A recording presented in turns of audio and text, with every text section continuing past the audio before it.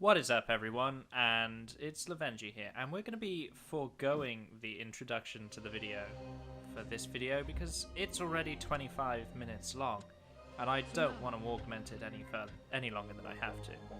The original footage for this particular mission was about 51 minutes long, and so there'll be liberal use of speeding up throughout the entirety of the video. In fact, right now we're playing at 150% instead of 100%. So, this is Mission 12, an easy target. It's the first time that you try to fight all three tribes at once. I really like this mission, it's one of my personal favourites, and it tends to be the one that I always go back to when I'm like, do you know what, I just fancy a little bit of Populous, and I always end up doing this mission, and a couple of the other later missions as well. I actually tried to do something new in this mission, and that's one of the things that augments the length of the mission.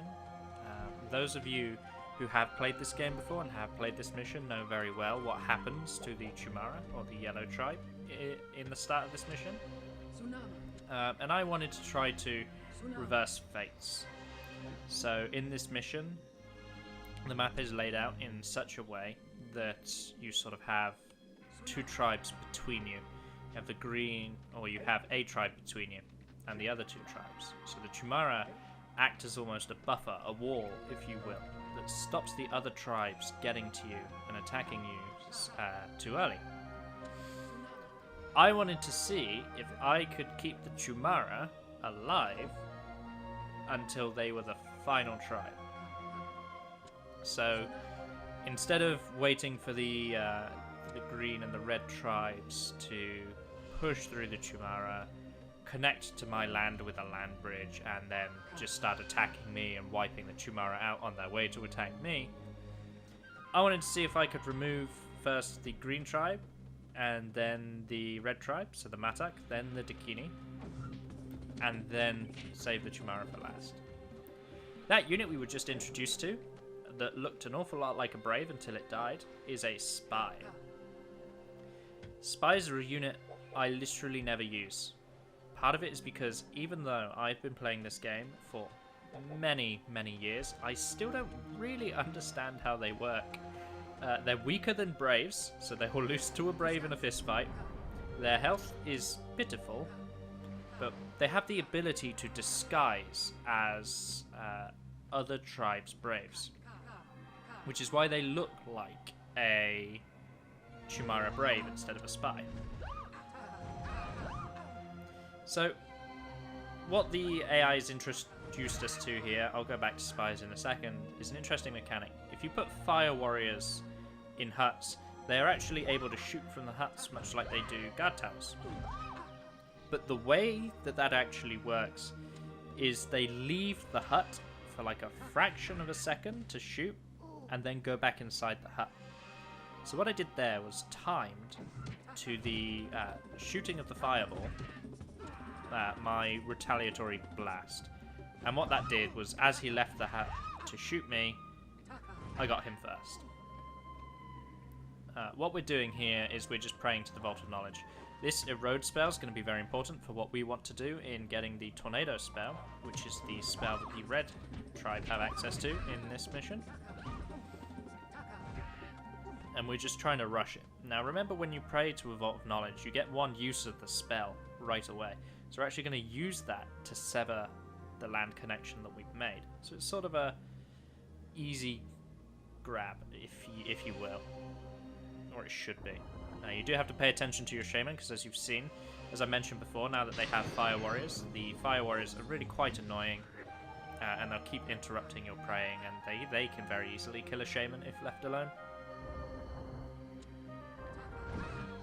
So an angled shot gets rid of all of them. I get very worried that I'm going to drown myself here. And so if a building doesn't sink entirely into the water, it will regenerate enough land to be comfortably sat on land. So what happened there, as you saw, was me sever the tie and be like, okay, let me test. And it said, you can't walk here. And then the land reformed around that hut and actually created a bridge in doing so. We've gone into super speed now, in which we try to summon many demons, or at least that's what it sounds like. But all we're doing is this is the standard build up your tribe phase of the game. What I'm doing is connecting these little high points with land bridges, and it's forming a sort of wall. So the boats can't land on our island. And this was my plan on how to... So as you can see very quickly there, it was at 400%. The Dakini are very much already abusing the Chumara. So I wanted to create this sort of walled fortress thing in the hopes that nobody would get in. And you may have noticed that the game speed has slowed down, because what I didn't notice is that somebody has gotten in. So yeah, here we have a quick Matak attack. One of the reasons why I'm creating those walls is exactly that. Hills and slopes boats can land at, and after a small amount of time, they can, you know, walk up the side of the hill and attack you.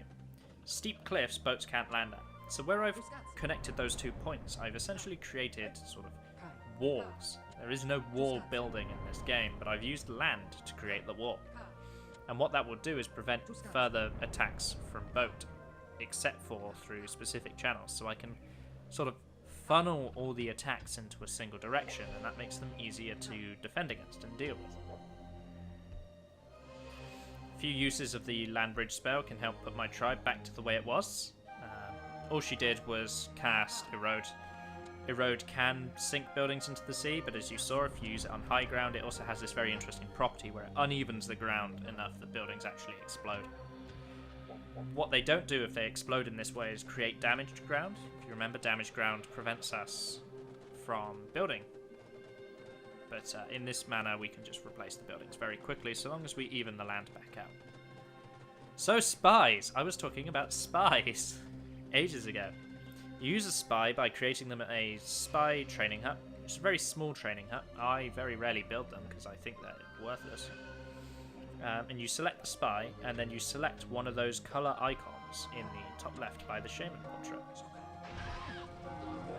And what that does is that disguises that spy as a brave of that tribe. Now, spies can then set fire to buildings, which will remove 1 wood stage of health from the building.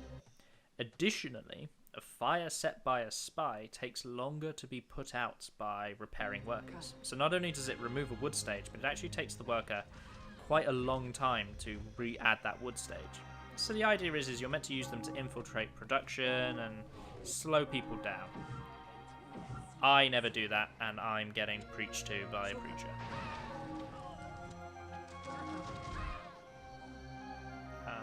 I don't find them very interesting units. Or I find them interesting in design. I find them to be far too difficult to use, because if there's an enemy follower nearby, they'll detect the spy. If there's an enemy spy nearby, they'll detect the spy. If there's anyone nearby when you're setting a fire, they'll detect the spy. If you walk anywhere near a preacher, even if you're disguised, you get converted. So I really don't like spies. In the event of enemy spies, however, if there is a brave behaving unusually in your tribe, you right-click him and it will reveal his colour. So if you right-click one of your braves, you suspect something is happening, it will reveal him to be an enemy spy, if he is. Otherwise, just right-clicking your followers shows their hit points.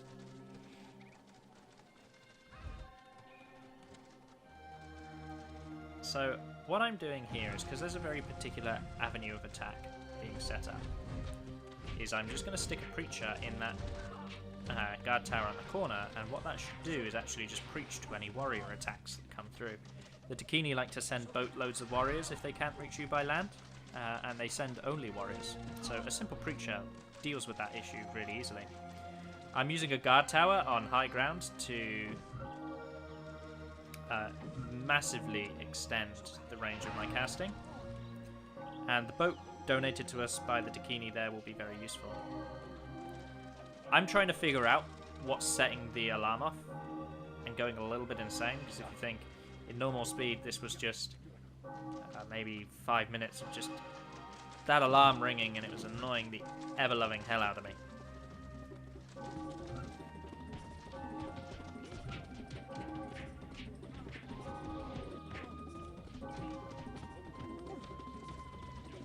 But there you go. He didn't quite make it to the guard tower, but you can see the intent. You can see the purpose of what that preacher's going to do. We're actually going to slowly build up an army of warriors that way.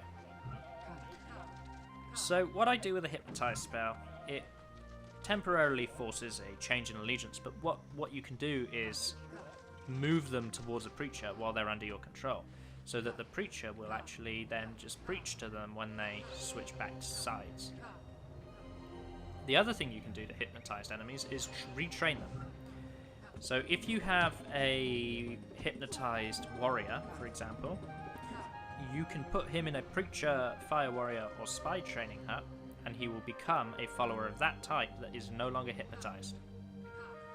You cannot put them in the same type of hut that they are, though, because they will not train. You know, if you put a warrior back into a warrior training hut, he doesn't train to be a warrior again. So she comes here to stop me taking the tornado spell. I don't think that was intended. I don't think she was actually coming for me. I think she was trying to get to the boats and launch an attack, but it certainly looked like she was coming to me. So I waste 2 erode spells trying to break the preacher training hut, and all I'm doing is using the swamp spell to cover expected paths, and covering expected paths is going to allow me to take the tornado spell with very little challenge.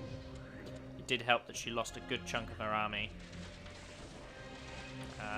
just trying to get over here. So again, I have this at 150% still, because all we're going to do at this point is sit and cast tornado. Tornado after tornado after tornado. And slowly whittle down the range. Now, I said I wanted to kill the Masak first, and that continues to be true, but all I'm doing is seeing how much damage I can do with the Dakini, because I hate boats, you know I hate boats, and I'm here, so I thought while I'm here, let's see if I can kill the Dakini, because it's believed that the Dakini are the strongest of the 3 tribes on this map. It goes the Dakini, then the Matak, and then the weak little Chumara.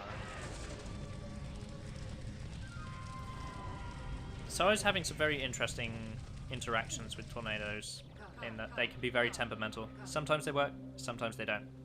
Sometimes it's fantastic, sometimes it's a nightmare.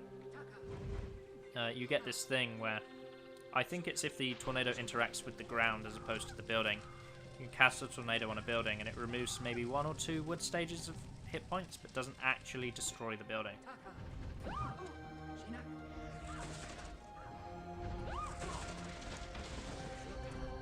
So, I panicked there and used the Hypnotize spell, and the reason I did that was because the Fire Warrior went into the guard tower. Unlike huts, a Fire Warrior firing from a guard tower does not temporarily leave the guard tower. If you cast the Hypnotize spell on a building, it will hypnotize the things within the building. So it is a way, if you have no lightning and you have no tornado, it's a way of getting Fire Warriors out of the towers.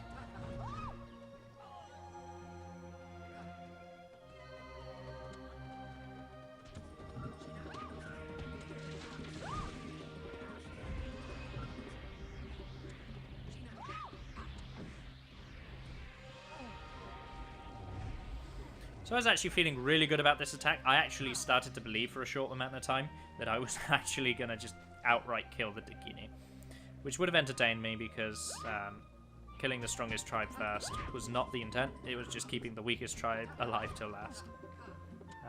And that would have been the icing on the cake. But I kind of... I don't know. I get quite impatient. And it often leads to me getting the shaman killed because I don't want to spend or invest the time into slowly crawling up the base. As you see, I get quite impatient and start charging in thinking, the fireball will help me, I could just use fireball and tornado and I will eliminate them this way.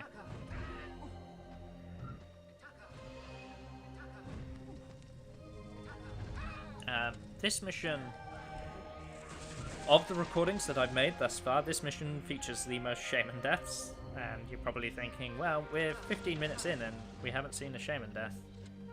you'll see loads, and I wasn't particularly satisfied with just how many times I died in this mission, if I'm perfectly honest with you. So I was particularly worried about the fact that there was an enemy preacher in that attack, because I've never left the Chumara alive before. I know how the Dakini attack you, and I know how the Matak attack you, but I didn't realise that there was actually a script and an AI for how the Chumara are going to attack you if they're still alive, and I didn't realise there would be a preacher there. And so what you have is this wonderful sort of switch between my preacher preaching and their preacher preaching, and just followers in the middle changing sides all the dang time. Now, I lost quite a few followers and went into mega speed up mode here. And the reason I go into mega speed up mode is because this is where all the deaths begin. So from this point on, I just start dying a lot, and it's really not good. It's really not an efficient way to play the game. But all I'm trying to do is just increase the size of my tribe, make sure all the huts are populated, make sure I'm getting as much mana as possible, because the mana is the spell regeneration, and I want to use as many spells as I possibly can. So here we go. I'm like, okay, let's just attack from the land. I get hit by a fireball, and I think, oh, that was a bit spooky. And I land, and I immediately get pushed into the water, and that's death number 2. Again, have I ever said how much I hate boats? Like, I really don't like boats in this game. I realised I wasn't happy with my my land size, so I just create more land. So, the land bridge spell is very interesting in that if you cast it at your feet, sort of, it will... Oh, goodness, yeah. I have no idea what happened there. I've never seen that happen before, and you can sort of see I'm confused. I don't know how to deal with this. Some form of... All I can imagine is obviously when the Braves are building huts, they're actually jumping on the land. When they jump on the land, they're flattening the land. All I can imagine happened there is something went wrong with some form of like integer underflow, and instead of flattening the land down, it increased it to the maximum height that the land could be for that one single spot, which is why all we saw was some poor helpless guy fly off and a giant spike emerge from the land.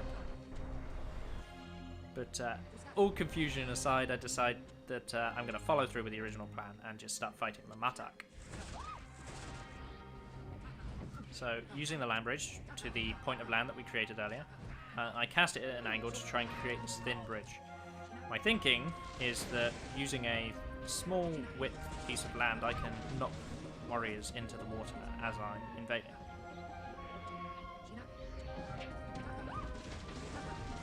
So, I tend to prioritize the Fire Warrior Training Hut almost always, because they are my least favourite type of unit to deal with when I'm attacking as a shaman. Pay very close attention to that bit of water that you just saw me die in, because I die there like 4 times in a row. So, I think the term they use in MOBAs is tilting. And if that term applies to RTSs, I hard tilt here and just keep dying in the same spot. There we go again. That's death number 2. You just get pushed in. So this is another reason why I'm actually using these speed up mechanics so much, because a lot of this was just me augmenting the length of this mission, either by arbitrary objectives, such as keeping the Chumara alive, and me just not caring for the shaman as patiently as you should. So when you're doing this mission normally, you really should be using followers to defend the shaman, and patiently crawling forward, and there I go again. Same spot of water.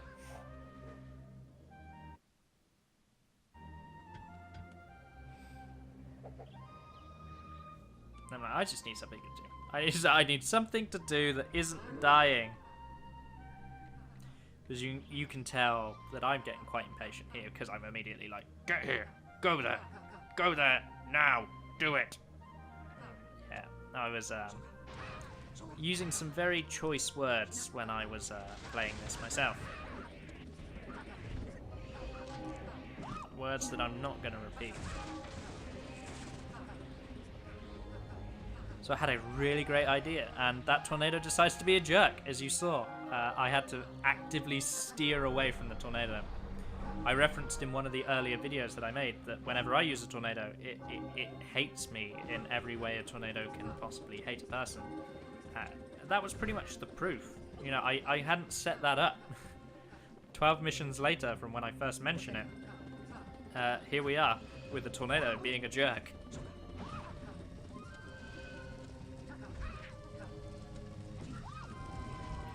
So at this point, I know I've got the green tribe dead. They're at the point where they have too many trained followers to be able to produce more braves, and therefore they have pretty much what they have left is now what they have. So between the tornado to remove buildings and the swamp to kill their followers en masse, I'm pretty convinced we have this mission secured.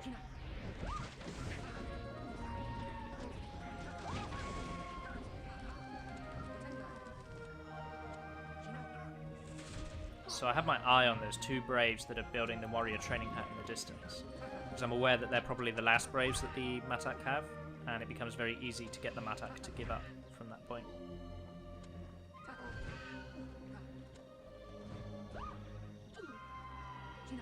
Yeah, so what I'm thinking about here is how annoying fire warriors are when they're on high ground, because I have no way of reliably approaching them without getting knocked back.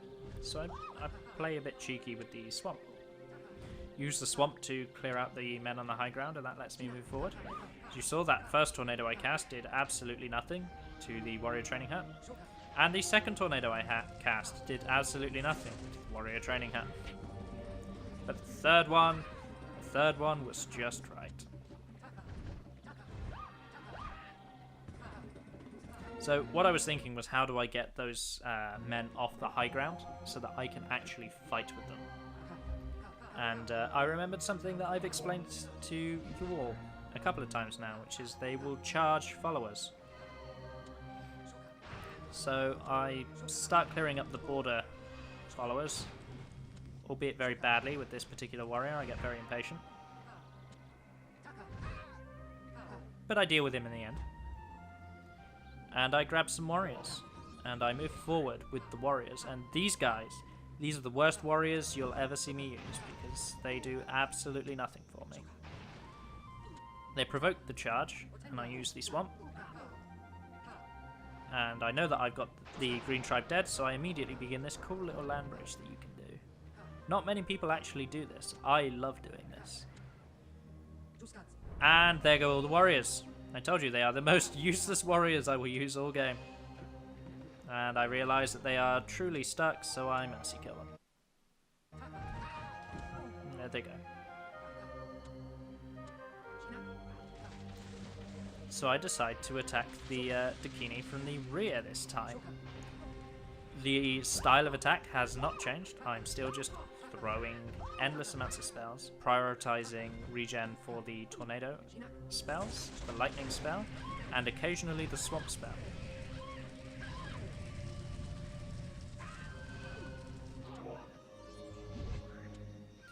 So we like the tornado spell because of how quickly it just instantly destroys buildings. The lightning spell is a good backup for either guard towers or just removing a wood stage from a building that I don't have a tornado spell for. I'm using it on these huts here because whilst I could wait for a tornado spell to absolutely destroy them, they could produce additional braves in that time. Instead, I try to use it as a bait, so I injure the building, knowing that the AI is going to try to repair the building and lay down the swamp, which you've seen me do before on training huts. As you can see just then, the braves do run towards the buildings and try to repair them, and it's just a good way for me to start thinning out their brave line.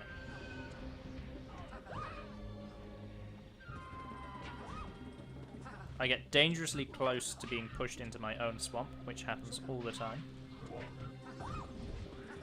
Just as you play this game, you'll get used to certain things, like being pushed into your own swamp.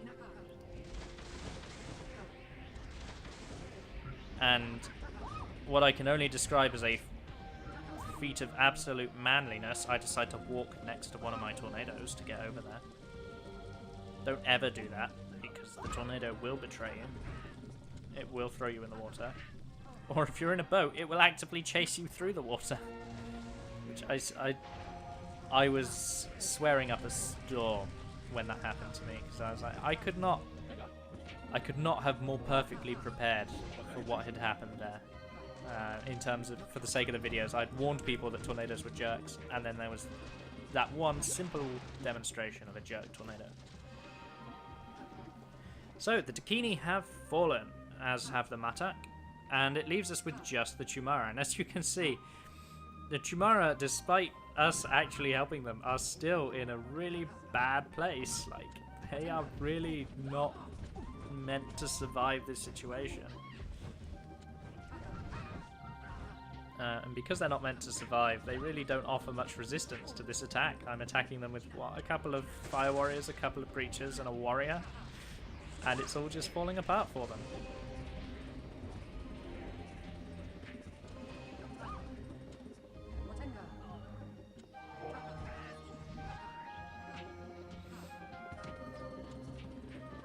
So, with this hut, they enter desperation mode, they charge me, and that will conclude the mission. As always, like and subscribe, there's no outro either, and I'll see you in the next video.